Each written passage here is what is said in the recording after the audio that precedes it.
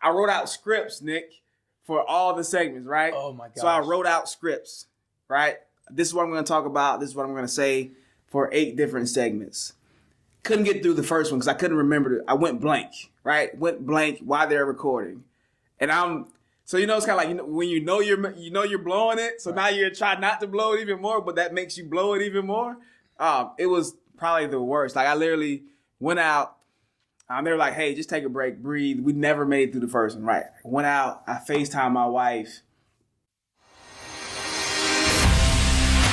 Have you ever heard the phrase becoming the best version of yourself? Yeah, me too. But what does that even mean? And how do we become that person?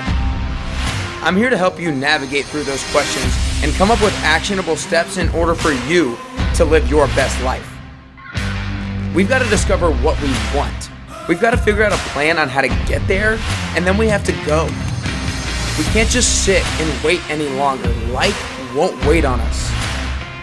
So come join me on this constant journey to become the best version of yourself and to find your best you.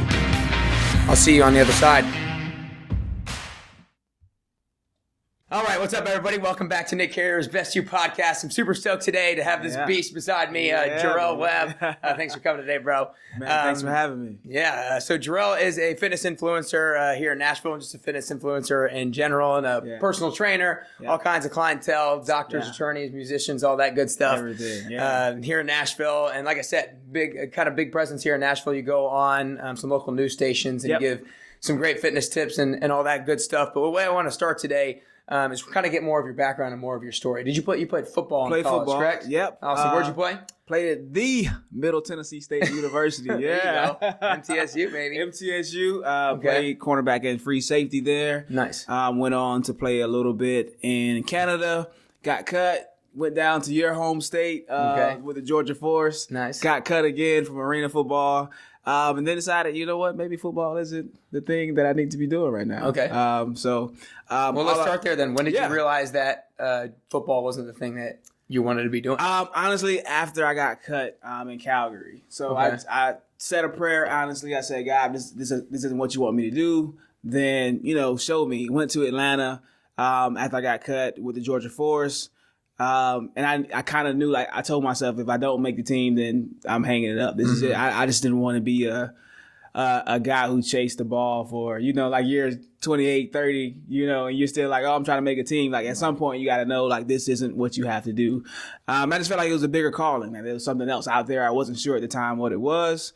And then, after I got cut, I knew I'm done. Yeah. Well, so what was that struggle like making the decision? I feel like you make it sound really easy to make the decision. Oh, no. Like super tough to finally pull the trigger? I played football since I was 7, so that was probably one of the hardest things that I've had to do. Because, I spent my whole life to get to that point. My whole life was dedicated to one thing, and that's playing professional football. Mm-hmm. So, realizing and I don't want to say quitting, but just realizing that wasn't the path was probably the hardest thing, but also knowing that I'm curious to what else God has for me. So let's see what's out there. And, sometimes all the time it's bigger and better than, what your plans are for yourself. So, right. Well, it sounds like you had probably a pretty good mindset kind of going out, leaving football, realizing that there was something bigger and better for you out there. I still missed it though. It wasn't like, oh, I walked away and I, never thought. I think about it today when I watch. I think I'm still that same, 20-year-old kid trying to make it to the league. That's why I work out the way I do. I still train and work out like I'm going to get the phone call. Right. But I still miss it. I still watch it. I know like now there's no way I could play a whole game, but yeah, I feel like once you take like even just a year or two away from it, it'd be really tough to go back in. I'm not hitting anybody right now. Right, man. It's over. Okay, well, so let's go from there. You make the decision that football is no longer the calling, and there's something bigger and better out there for you. Where are your next steps moving from there? So my next steps were when at MTSU I studied criminal justice. Okay. So naturally I wanted to, believe it or not, work undercover, DEA. FBI, that was the goal. Dabbled a little bit here and there in some things. Then realized, this isn't it. And this kind of segues to how I got into personal training. When I was doing that, when I was working kind of in the criminal justice system, one of my coworkers asked me, she knew I still worked out. I played football. She asked me if I would just take her to the gym and show her around. Somehow that turned into me training her. I didn't know what I was doing. I just was showing her, old football stuff. And stuff that I just knew that I was, Googling or looking up at the time. Long story short, she was losing 65 pounds, right? And all of this was kind of her idea. You kind of already have that feeling like, yo, if I could do this and make money doing this, I would totally do this all day, right? But it just wasn't, I didn't know the industry at the time. So then I started looking into it more, taking on a little more clients, decided to go ahead and get certified, and be serious about it, and then kind of work my way out of that background. Okay. Yeah. So I feel like a lot of people kind of go into something that they see as their initial calling or their initial passion. Like you said, you went into the criminal justice industry thinking you might want to go undercover and FBI and that sort of thing. So when was the mindset shift? Was it like an immediately like a realization like, oh my gosh, like I've been able to help her lose 65 pounds. This is something, or was it more of like a gradual over time and then like all of a sudden, you know what, this was the time to do it? No, man. I've always been a workout warrior. If you play sports, there's always that one guy who loves to work out. I've always been that guy, right? I had the work ethic, and that took me as far as it did. I was a decent athlete, but my work ethic is what made me better than probably I should have been, right? And then that was just... I knew, like I said, it was something else out there. And I knew, I was like, yo, if I could do this every day, if I could wake up and just go work out every day or help people work out, I would totally do it. I just didn't know the industry. So I knew up front, I just didn't know like how the path to make it happen. And so I just had to figure out how to get from there to where we are now. Yeah. So tell me this. I'm very interested in kind of like where work ethic comes from. And you said that work ethic you think is the thing that kind of took you to the next level over where you maybe should have been. Where do you think your work ethic has come from, or what do you think is your biggest motivating factor to have that hard work ethic? Good question, man. For me, and I tell anybody this, mine came from my mother, right? Okay. Grew up in a single parent household. I watched her grind. I watched her get up and go to work, take care of 3 kids every day. I watched her struggle. I watched her drop out of college because I had football games that she wanted to be at. And then my mother graduated a year or two before I did, right? So she went back after I went to college. So she took that whole time off to make sure that we were living our dreams and we could do what we needed to do. So I tell everybody, my work ethic comes from my mother, and she's always been my driving force. Even for football, everything I did was so my mother wouldn't have to work anymore. So I can buy my mom a house, a car, the car she's always wanted, a Jaguar. I could buy her all stuff that she wanted, and I could just set her up for life. So that's always been kind of my driving force. And throughout that, I've had coaches that, kind of took me under their wing and things like that, saw that I worked hard and said, hey, if you just keep working like this, then you can be this, right? Or if this kid only had your work ethic, then, they would be. So mine always came from my mom. That's what I always say. It came from my mom. I like that. And she sounds like she's probably one of the biggest role models in your life. Absolutely, So what do you think, outside of work ethic maybe, what do you think is the biggest lesson that she's taught you throughout your life? Never give up, man. So like I said, my mother started college when first of all, she had her first child at 16, right? So graduated high school still, but obviously she had to get into the real world, started working. Would go to classes here and there. From what I remember, she was doing night school for a little bit, and she couldn't make my football game, so she stopped going to night school. The biggest thing that, like I said, that she's taught me, she's always wanted 2 things. She always wanted to be a nurse, and she always wanted a Jaguar, right? That for what I remember, that's all she ever talked about, right? She spent 25 years as an administrative assistant in the hospital, right? So imagine going to the place of your dreams, but not being able to live your dream, right? And she's always wanted to be a nurse. She's now a certified RN, she's a nurse, and she has her Jaguar, right? So the thing that she's taught me is never give up on your dream, no matter how long it takes or what obstacles come along or whatever life is showing you. Just keep pushing through, and eventually you're gonna get there. I think that's really cool that she's been able to. It preaches to the idea that it's never gonna come right away. For some people, without work, without work, right? Exactly, without work, and that you have to be consistent over a long period of time in order to fulfill your dreams and make them come true. And she didn't let all these having a kid at 16 stop her from eventually making that dream come true and fulfilling it. So that's really cool. Yeah. So you start doing the personal training thing, and then you leave and do that full time. Yep. Let's talk about kind of the grind of that process, because I know that's not an easy thing to kind of build that clientele and build your brand. And so let's talk about that. So started off working in a big box gym called Urban Active. They're not even in business anymore. LA Fitness bought them out, and then LA Fitness I don't even know if are they still around? LA Fitness? Yeah. Mm-hmm. Okay, so LA Fitness bought out Urban Active. But anyway, started working there. 30-minute sessions. That's kind of like the Iron Horse grind gym, where you train as many people as you can. They tell you that you make $30 an hour, but you've trained 2 people in an hour because we only do 30-minute sessions. So that's really, however, a lot less than what you should be doing. And working, 12-hour days, training, 20, 30 people, a day, and barely making ends meet. So started off there, left there, went to a private company, started training there for a little bit.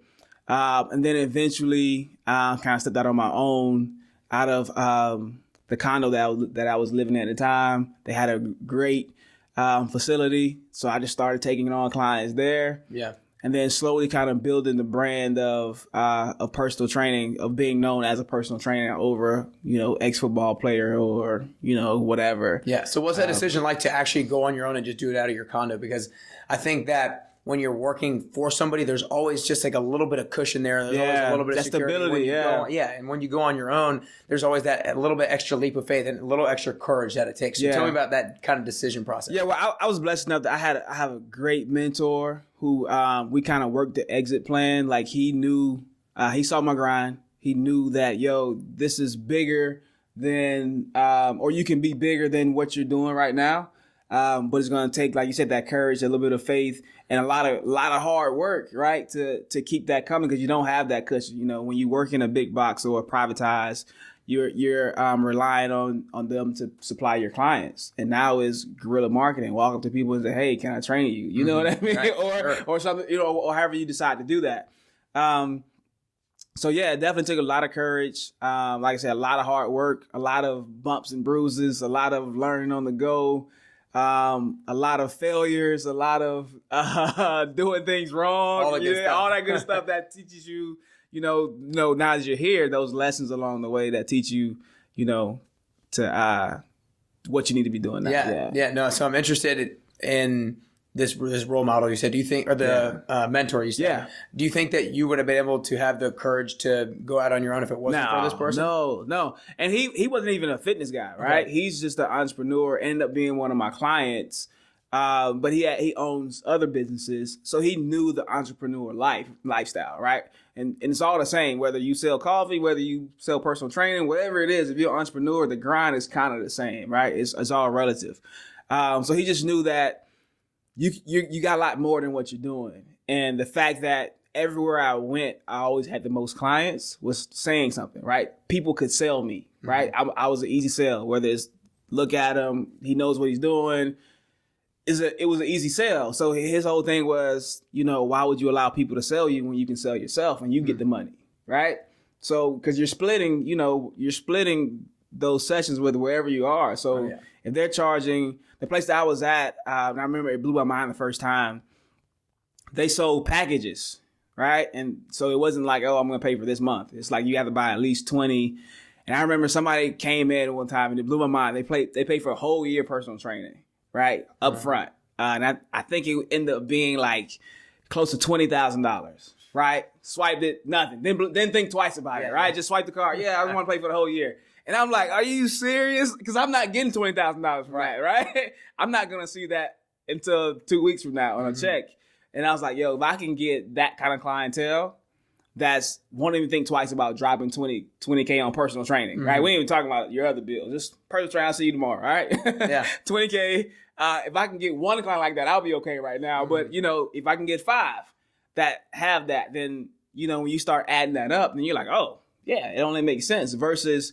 Or you can stay here and keep making $30 an hour. You know what I mean? So no, I got you. Yeah. So you talked about how your work ethic has always been there, and that you've always loved training, and I'm the same way. Yeah. And in the fitness industry, I think a lot of us enjoy training. Yeah. And, obviously there's going to be days where like, screw this. Yeah, right. Obviously. But we're more motivated to actually go exercise probably than most people. Yeah. So as a trainer yourself, what do you think is the most important thing in order to help people stay motivated and hold them accountable to, actually achieving what they want to achieve? Their why. And I constantly, from day one, I ask people, what's your why? Why are you here? Why do you want to work out with me?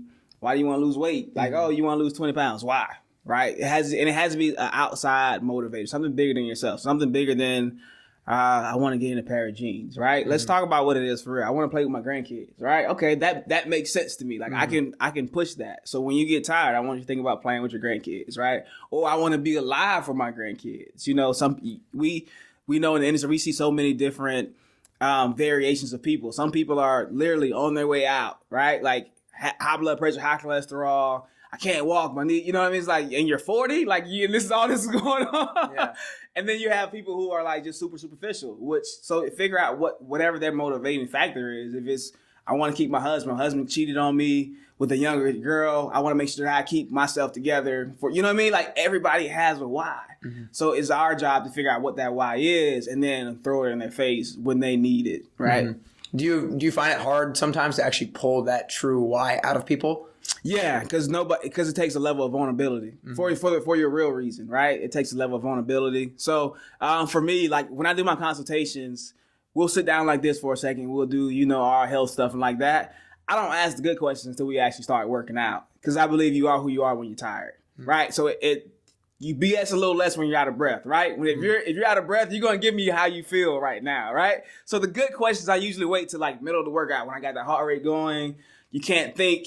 Or you're not filtering yourself as much. So that's usually how I do my consultations is let's start the workout and then I'll ask the question that I need to ask once you get a little out of breath and see how and then we'll double back and see if we can do the same thing again. Yeah, no, I really like that. Yeah. You are who you are, who you're tired. Yeah. And I think that it makes sense. It requires you to go that little extra like thoughtfulness. Yeah. To kind of hold back something maybe you don't want to say, but that is actually deep down there within. And that's how you feel. This is really how you feel. Yeah, exactly. Yeah, think about it. When you're tired, you haven't had a lot of sleep, or you're hungry, you know what I mean? Oh, yeah. And somebody says something to you like, yo, that's your one, all right? And you're like, so you're trying to manage, all these different emotions. You are who you are when you're tired and hungry, man. Yeah, that's the real you. Yeah. I like it. So you said, we probably touched on your why in the past. It's always about your mother and being able to support her and give her what she wants. Yeah. Is she still your why, or do you have kind of an adjusted why now at this point? Yeah, she's definitely still a part of it. Right. I'm married now. So she's definitely my number one why. Okay. My wife. And she likes nice things, man. She has a certain lifestyle that she likes to live. And she likes, most importantly, she likes options, man. So I tell people this all the time. Like, my wife she's a hard worker. Like, seriously, I definitely married out of my league.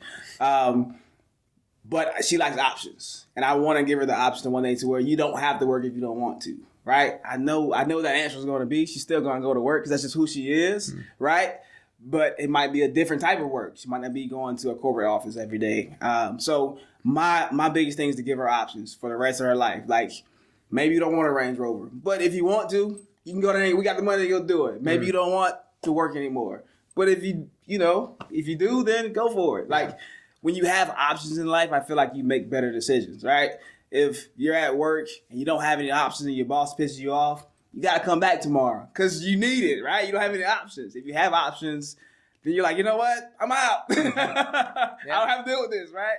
So I like to provide options for her. So she's definitely my why. My nieces and nephews are definitely a big part of what I do. I believe exposure shapes reality. So I was the first one to kind of leave home, go to college, away from home, and be an entrepreneur. My whole family worked for somebody else for a majority of their life.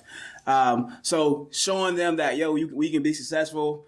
My grandmother still doesn't have any idea what I really do in life, like, because this wasn't real for her. Like, so you get paid to work people out? Yeah, that blows her mind. Like, what do you mean? Like, I don't understand. Like, she's still trying to figure out, why would they pay you to go work out? Like, that's you know what I mean? Like, so stuff like that, exposing my family to a different side of life. So talk a little bit more about that quote, or that saying, exposure shapes reality. Yeah. So what? So and that's in every facet of life, whether that's traveling, whether that's being around, I always say, if you hang around 5 billionaires, you'll be the sixth, right? Because of exposure. They have a certain level of thinking, a certain lifestyle, and you're not going to be around them for too long if you're not on that same level. And it's something about them that makes them, that makes them a millionaire. And if you learn and pick up that, then eventually you'll be the millionaire. And it's about being exposed to these different lifestyles, these different rooms, these different people, these different thought processes. How do you start a business? If you never started a business, you don't know until you're around somebody who started a business. If you walk into Orange Theory, they're not going to show you how to start a business. They're going to show you what's already running, right? They show you how to manage it, maybe. You know what I mean? Right. But how to own it, how to start up, how to market, all that stuff is done in the background with the owners. So if you can get from being a player on the football team to being an owner, those are two different thought processes, right? Making it to the league and owning the team is two different thought processes. So, I'm just kind of at the point where now it's like we want to own the team. Like, it's cool to play, but I want to own the team. Yeah. I want to sign the check instead of receiving it, right? That's awesome. Yeah. I love that. Yeah.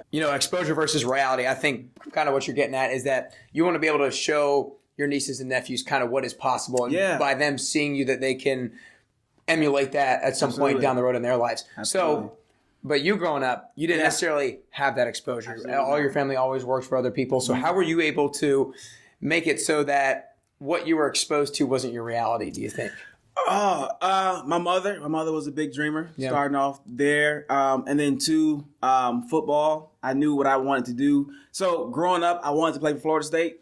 Florida State didn't offer me, so I knew that I was leaving Tallahassee. I had to leave, right, to go make my dream a reality. So once I left, that's when kind of that started that snowball. Like, okay, there's life outside of Florida. Okay, what does that look like? What are these Tennesseans? What are that? They talk different. They act different. Like, what's their thought? So just being exposed, traveling with football, seeing different places through that. Canada, Atlanta, just everywhere that I was able to see and travel to.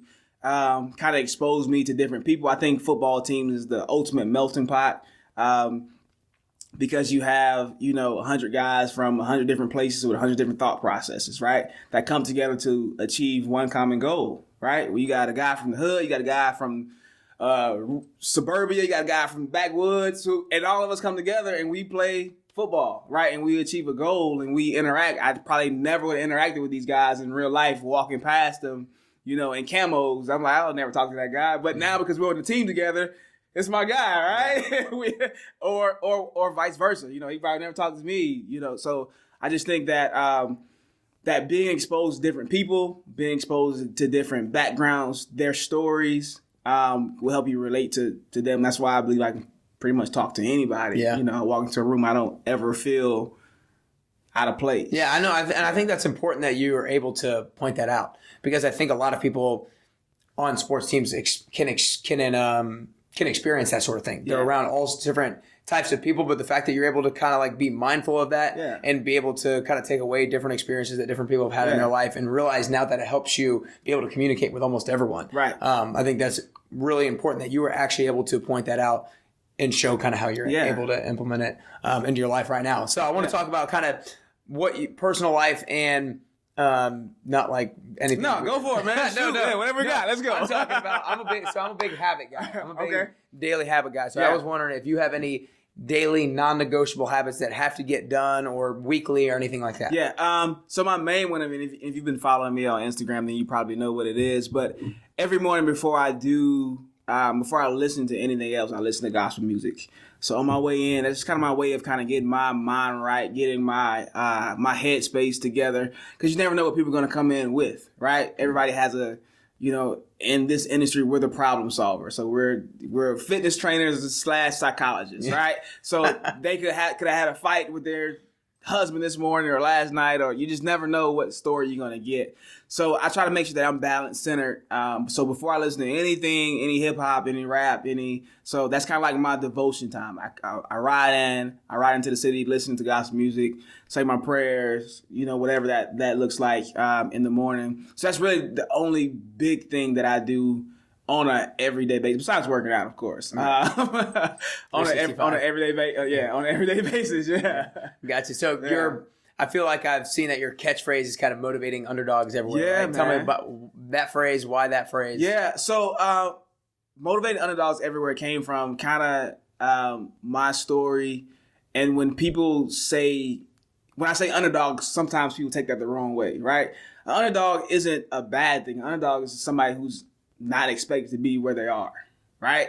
So whether that's making it to the league, like I have a client who's small, plays running back, Dexter McCluster, played running back in the league for 7 years. Dexter is 160, soaking wet on a good day, right? Yeah. There's no way he should have been in the NFL as a professional running back, right? But he's an underdog, right? But he's great at what he does. Right? So people like that, people who just come, I wasn't expected to be where I am, right? So technically I'm underdog. Doesn't mean that you don't have what it takes. It just means that you not the Michael Jordan of your league. Nobody said, hey, that guy's going to be the next or whatever. Mm-hmm. You came out of nowhere and you're still successful. Steph Curry, underdog. Nobody expected him to be who he is, but he's literally changed the NBA right now. Nobody wants to dunk anymore. Everybody's shooting threes, right? He changed the game, right? So, yeah. So, basically just kind of making sure that you fuel the people who maybe don't think that they have a shot. Yeah, and realizing that everybody kind of has a chance. Everybody has a shot. And the biggest thing to stay on topic is pulling a lot of times, and I'll stick to sports because that's kind of where I live, right? It's always a coach who sees something in you before you see it in yourself, right? And they pull it out of you. And then all of a sudden the light bulb clicks. And we see that with clients all the time. Like if I keep pushing this person, right? I have a client, so I have a program that I named 60 Days No BS, right? It's an online program that I do. That program literally was inspired because I had to cuss a client out. And I told her, right? If you give me 60 days and don't BS me, I can give you the body you want in 60 days. We made a deal, right? That was the deal, 60 days. Because I knew she had everything. But on the weekend, she liked to drink. She liked to eat what she wanted to and then expect me to fix it during the week, right? And I literally told her, you give me 60 days, no BS. I wrote out a plan for her. And the transformation was phenomenal in 60 days. She was like, I had no clue. I was like, that's what I've been trying to tell you. You had all this potential, right? And that's the underdog. You have all this potential. You just have no clue that you have it in you. You just need somebody to come and pull that potential out of you. So that's why we kind of call it, that's where that catchphrase came from, motivating underdogs everywhere, not just here in Nashville, not just in Tennessee, but everywhere. We want to be able to inspire the world eventually. No, I think that's badass because I don't think a lot of probably trainers would necessarily have the guts to be like, no BS. Yeah. Like, you need to give me this amount of time. I think a lot of people will be like, oh, like, you got to, sometimes you have to drink over the weekends, like whatever, that sort of thing. Man. So I think that's really cool that you were able to be like, look, this is going to happen. You're going to make it happen. Yeah. Get there first and then you can drink over the weekend, right? But achieve your goals. You know what I mean? It's kind of like anything else. Like you can't, halfway do what we do and then expect to get where you want to be. Like go all in. And then you can go out with your friends on the weekends. Now that you have money, right? So it was kind of that same thing with her. It's just saying like, once we get you there and you see where you are, you're not going to want to lose that, right? So drinking won't be as important as it is to you right now because you're like, yo, I've put this work in to get the body that I want. I'm not going to blow it. Maybe I have one drink or two, but that's probably where I'm going to live. I'm going to stop there. I'm not going to go and just whatever. And I just think that's our job as trainers is to pull that kind of stuff out of people. Like if you're just I'm not just here to take your money. Right. Like, been there, done that, don't want to do that anymore. Like now it's about branding. And if you say you train with me, then now you're a part of the brand because people are going to say, oh, you train with Gerell? And they're going to look at you to see what you look like, right? And if you're not getting any results, it's on me, right? It's not on you. Like I tell clients, no matter you come 1 day a week, 5 days a week, I'm responsible for your results. Right?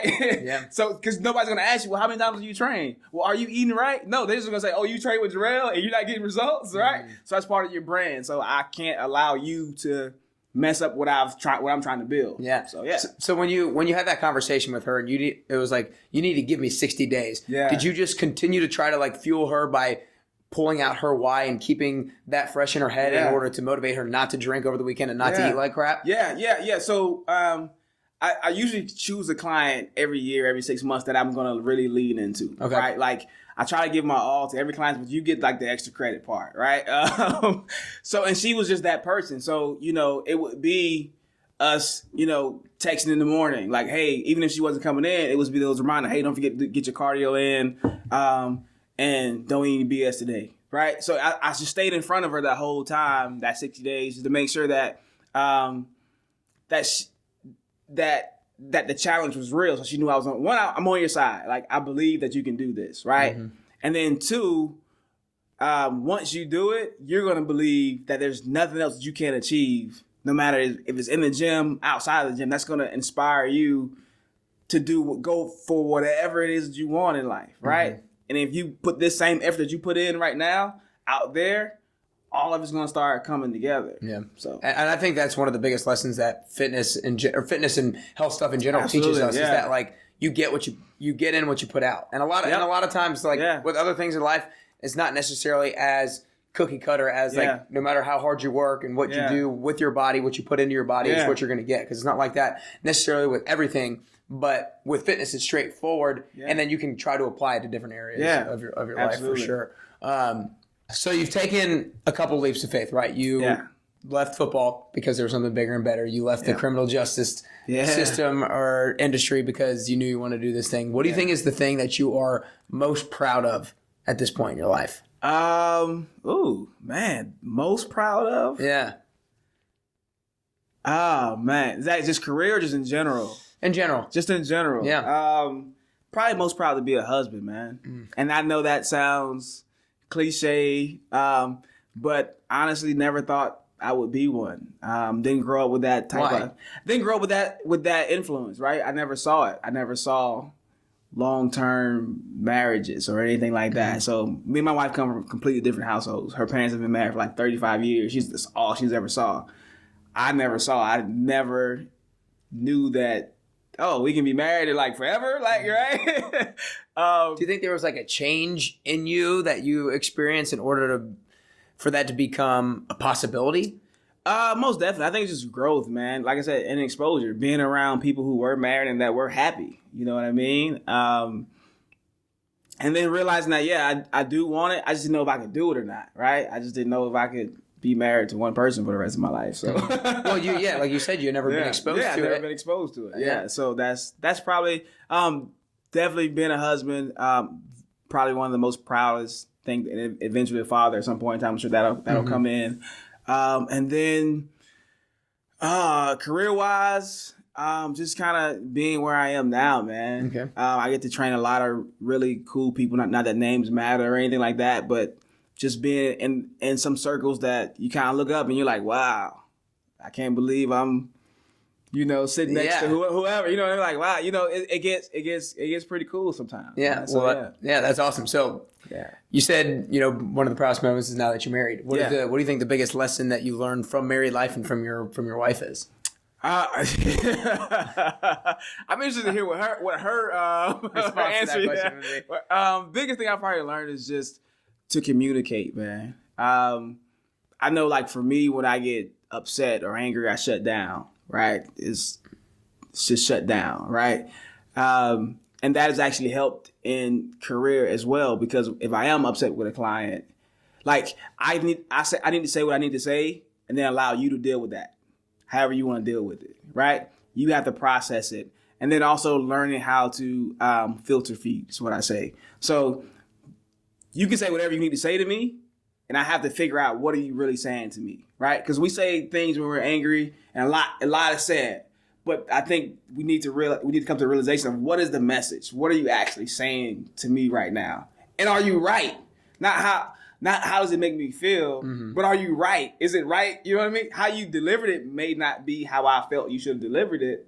But if you're telling me about myself, is it right? Right? You know what I mean? Like, you got to ask yourself that question. Like, okay, she said a lot, or that person said a lot to me, right? And it hurt my feelings. Okay, cool. But are they right? And if they're right, then you got to deal with that now, right? So I think that's one of the biggest things that I've learned, because sometimes we don't want to deal with our own stuff, right? Until somebody puts the mirror up in your face and says, this is who you really are. And you're like, really? That's how you see? Right. And you're like, okay, well, I got to fix that, right? I got to start working on that. And that's really the hardest thing. Or even the best lesson. Yeah. It's just how to filter feed and then ask yourself that question. Okay, yeah, not does it hurt, but are you right? And even in training, like you said, like when we have that conversation of the 60 days, no BS, it probably wasn't the way she wanted me to say it, but I was right and she knew I was right. So she accepted the challenge. So it was, oh, he's right. You know what I mean? My feelings are hurt, but he's right. Yeah. So you deal with your feelings. I'll deal with the facts. No, I think it's really important in outside of just like fitness and journal when anyone is making any kind of judgment towards anybody else or any kind of statement, positive or negative. Yeah. It's like, is that something that I need to actually take in as something that I need to take action on? Or do they not have maybe enough background or they're not coming from good enough place to where that I should actually take that in. Or is that person of importance to where I need to have their opinion matters? Because sometimes it's like I don't even know who you are. Like you don't know who I am, so your opinion doesn't really matter. If it's somebody who's in our inner circle who gives us our own stuff, then I think we gotta at least look at it and say, well, yeah, you're right. Right, and I think that's huge in terms of like social media too. I feel like a lot of people pass negative judgment on different things with social media. It's like, look, you don't need to take that in. You don't even know who that social person media is. It's the worst place, the worst best place ever, man, because you get so many Twitter fingers, man. So many people that hide behind comments. You don't know who they are. They don't know who you are. They're just trying to get a response, right? And you internalize that, and you're pissed off for the rest of the day. Because somebody left a negative comment under your picture, said you look weird, and now you think you look weird. Yeah. Like, who is that person? Like, no, I think that's really really important. I'm glad that you pointed that lesson out. So now you go on to some local news stations and stuff like that. Were you comfortable when you did that for the first time, or was it something that came natural to you? It did come natural. Yeah, It did come natural. Was I comfortable? I'm going to say yes and no, and I say yes because I'm a natural people person, and I can talk to anybody. So if we're talking fitness, then I'm talking fitness. Am I nervous? Yeah, but we get over that. But story about that. I had my own segment for a while on one of the stations, and we were shooting spots. Like we were going to do like 8 2-minute segments that day, right?